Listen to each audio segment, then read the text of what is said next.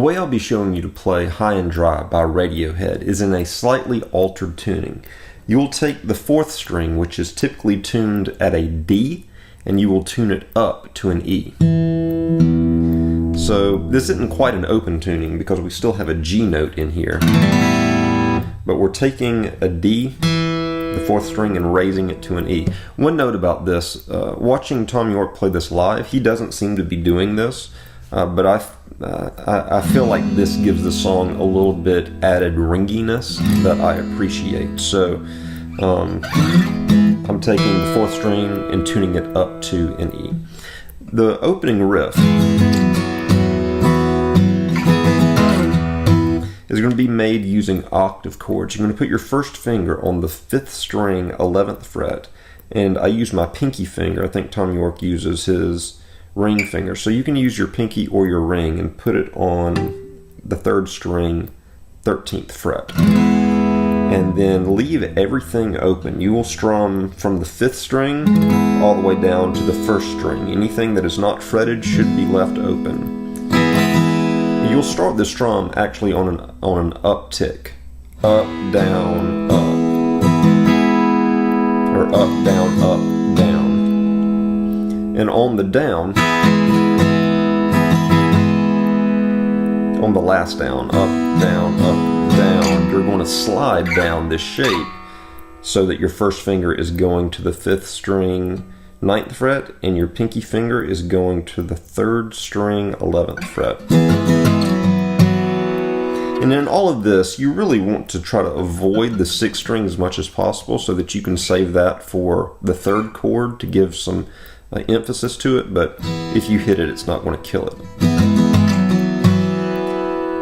And then you're going to come back up to the same opening shape on the 11th and 13th frets respectively with your first and your pinky finger of the 5th and 3rd strings. And then the second time, you're going to do the same strumming of up, down, up, down, up, down, and on the last down, you're going to slide down to an E chord, where your first finger will be on the 5th string, 7th fret, and your pinky finger will be on the 3rd string, 9th fret.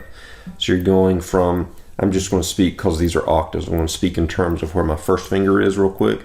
5th string, 11th fret to 5th string, 11th fret to 5th string, 9th fret, back up to 5th string, 11th fret, down to 5th string, 7th fret.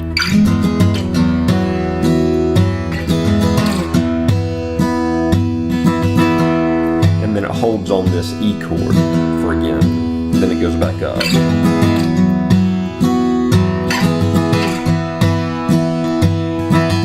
And that's where I was saying hold on to that low E until you get to that point right there the second time through on this riff of the E. And right there might be something to stop and practice to make sure that you get these strings ringing clean and that strumming pattern down, because it's starting on an up strum.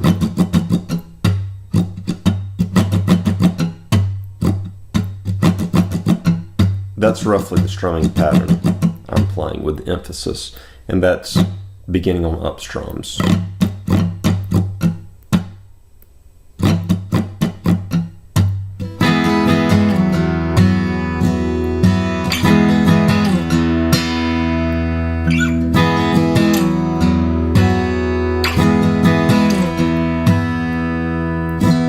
Alright, whenever you go to the verse and the chorus are going to be the same 3 chords. It's going to be an F sharp minor, and there are 2 ways that you can play this F sharp minor. You can play it like that. I've got my 2nd finger on the 6th string, 2nd fret, and I've got my ring finger on the 3rd string, 2nd fret, and literally everything else can ring open, except for you really don't want the 5th string to ring open. So 5th string muted, but then everything else that's not fretted, ringing open. F sharp minor.